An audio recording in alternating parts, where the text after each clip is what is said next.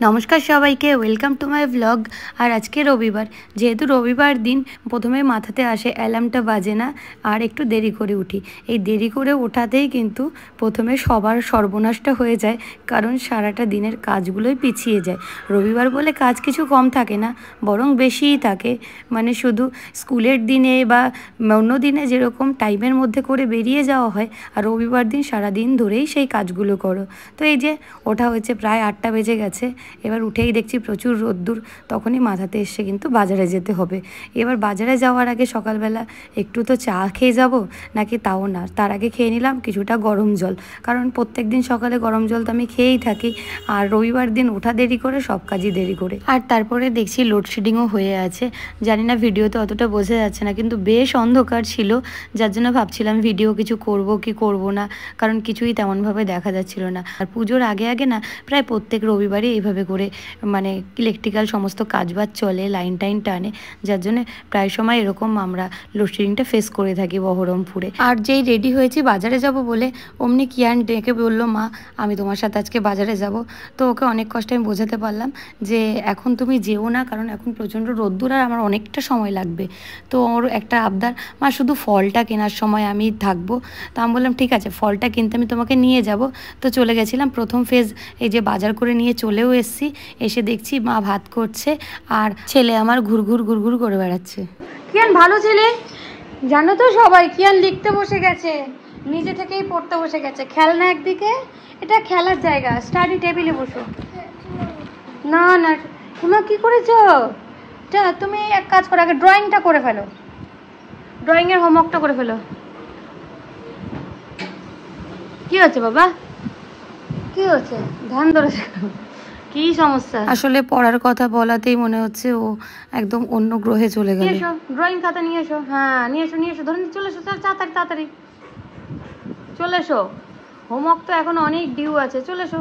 দেখো, একটু আগে দেখে যাকে মনে হচ্ছিল খুব মনে হয় শরীর টরীর খারাপ করেছে, এখন সে নাচতে শুরু করলো।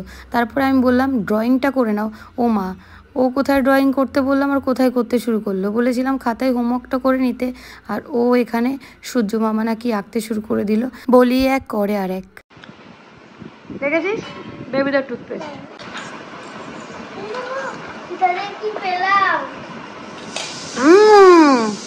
বাচ্চার লেখাপড়ার জন্য সবাই গিফট করে। আসলে ওর জন্য এনেছি একটা টুথপেস্ট, তার মধ্যে একটা পেন্সিলও ছিল, তো সেটা দেখেই সে অবাক। তারপর আমার পেয়ে গেছিলো প্রচণ্ড খিদে, আর তাই জন্য আমি এই যে ভাত খেতে বসে গেছি, কারণ আজকে সময়ের অভাবে আলাদা কোনো ব্রেকফাস্ট কিছুই করিনি। আর তাছাড়া কালকে রাতে যেহেতু ডিনার করিনি, তার জন্য একেবারে সোজা ভাত, মাছ ভাজা, বেগুন ভাজা। ভালো করে দাও। আচ্ছা ঠিক আছে, আর না মাথাটা আশ্রয় নে, একটু। তাই তো, সময় তো লাগে।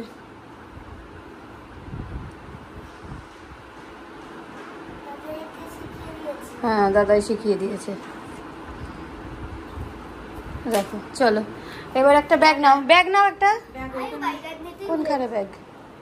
ব্যাগ দাও। হেলমেটটা নিবি? রোদ্দুর মাথায় ধরা, হেলমেট নে। আর আসলে ও আমার সাথে ফল কিনতে যাওয়ার উদ্দেশ্য হলো প্রিয় ফল, বিশেষ করে তরমুজটা যদি পায় তাহলে সেটা যেন আনা হয়।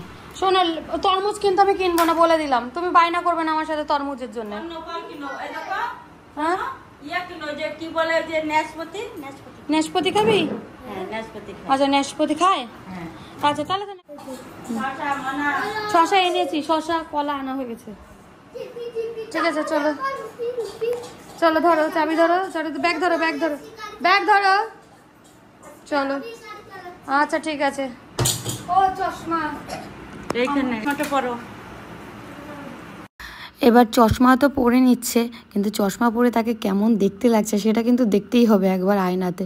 তো সামনে গিয়ে একটু ভালো করে দেখে নিল যে কেমন লাগছে চশমা পরে, হেলমেট পরে বাবুকে। তো এবার আমরা বেরিয়ে পড়লাম ফল কেনার উদ্দেশ্যে, আর ভাবছি এবার তাহলে একটু স্বর্ণময়ীর দিকেই যাব। তো চলে এসেছি স্বর্ণময়ী বাজারে, আর এখন বেশ রোদ্দুর, কারণ ওই 11টা মতো প্রায় বাজতে গেছে। আর আমরা গাড়ি পার্ক করে কিন্তু প্রথমে খেয়ে নিয়েছিলাম ডাব, সেটা আর দেখানো হয়নি। তারপরে চলে যাচ্ছি সোজা ফলের দোকানের দিকে। আর আর আমি কলা আর শসা আগেই নিয়ে নিয়েছি, বাকি ফল তো এখান থেকে নিয়ে নিয়েছিলাম এই যে কালো আঙুর, আর হচ্ছে নিয়েছিলাম মৌসুম্বি লেবু কিছুটা, আর নাশপাতি। আর ও বায়না করছিল কিন্তু এখানে কিউই দেখে, যেটাও একেবারেই খেতে চায় না।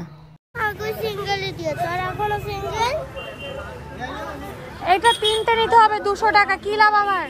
একটা দিলে আমি নিয়ে নিতাম। আজকে এটা পরের দিন, আচ্ছা পরের দিন, আজকে এটা 3 দিন খেতে পারবে কিনা, ভালো না লাগলে তুমি তো একদিনও খাবে না। কি আর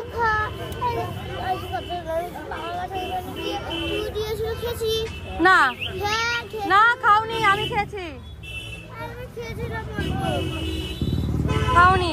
তারপর তাকে কোনোভাবে দোকান থেকে বুঝিয়ে টুজিয়ে নিয়ে যাচ্ছি বাড়ির দিকে, কারণ বললাম এটা 3টে নিতে হবে, আর তোমার ভালো না লাগলে তুমি একটাও খাবে না। কারণ ওই জিনিসটা আগে অনেকবারই চেষ্টা করেছি, খাইনি। এই যে বই নিয়ে এসছে বাজার কষ্ট করে, আর কোনোভাবে জামাটা খুলে কিন্তু তার প্রথমে মাথায় রয়েছে যে কালো আঙুর নিয়ে এসছে, ওইটা এখন খাবে। তো তাড়াতাড়ি করে জামাটা ছাড়তে না ছাড়তেই সে ব্যাগ খুলতে শুরু করেছে, ব্যাগের মধ্যে কোথায় আঙুর আছে। আর এই যে আঙুর তাড়াতাড়ি চলে গেল আঙুরগুলো ধুতে, আর ধুয়ে কোনোভাবে একটু নিজে হাত পা ধুয়ে এসেই বসে গেছে আঙুর খেতে। আর এই দেখো সকালে যে বাজার করেছিলাম সেই বাজারগুলো তো আজকে গোছানো হয়েই ওঠেনি, আর এই পরে এই যে ফলগুলো আনলাম তো সবগুলোকে গোছাবো, তার আগে মাছটাকে গুছিয়ে নেব। তো মাছটাকে ধুয়ে রাখা ছিল, এবার এই যে কন্টেনার করে করে রেখে দিচ্ছি। ভাবছো তো আজকে তাহলে রান্নাটা কে করছে? আসলে আজকে তেমন কিছু রান্না করার নেই, রান্না গতকাল করাই ছিল, তো ওটা দিয়ে বেশিরভাগটা হয়ে যাবে। আর এখন কিয়ানকে নিয়ে যাচ্ছি পড়তে দিদিমণির বাড়িতে, কারণ সাধারণত ছুটির দিনগুলোতে এরকম টাইমে যদি ওকে পড়িয়ে নিয়ে আসি তাহলে সন্ধেবেলা আমি কিছুটা বেশি সময় পাই ওকে পড়াতে, বা বিকেলের দিকে একটু বাইরেও নিয়ে যেতে পারি, সেই জন্য এইভাবে করে পড়াতে দিয়ে আসি। রেডি হয়েছিলাম যে কিয়ানকে আনতে যাব, কিন্তু মহারাজ চলে এসছে। মহারাজ চলে এসে আমি দেখ জামা পরে ফেলেছি, দেখেছিস, তোকে আনতে যাব বলে। দাঁড়া ব্যাগটা সরিয়ে আনে। ওর ছুটি হলে ওর ম্যাম ফোন করেছিল, তার মধ্যেই ও ম্যামের মামার সাথে চলে এসেছে বাড়িতে, তাই আমার আর যাওয়া লাগলো না। দাঁড়াও শসা দিয়ে দিই তোমাকে। নাও নাও নাও, তা আরেকটা নাও, নাও 4টে। কালকে যেহেতু বিরিয়ানি করেছিলাম তো বেশ কিছুটা ছিল, একটু বেশি করেই করি, তো আজকে আমাদের হয়ে যাবে। খাও বসে যাও। আর কিয়ান ওটা এক্সট্রা, কিয়ানের একটা চিকেন আছে কিন্তু আমার চিকেন নেই, ডিম অমলেট। আর 1 পিসি চিকেন ছিল যেটা কিয়ানকে দেওয়া হয়েছে, আর আমি একটা ডিম অমলেট করে নিয়েছি। খাওয়া চলছে, আর এদিকে কিয়ানের দিদাও বসে গেছে খেতে।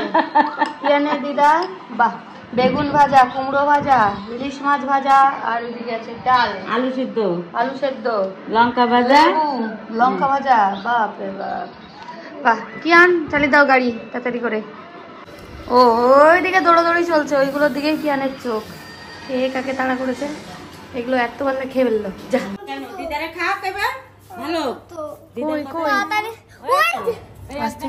চিৎকার করিস না।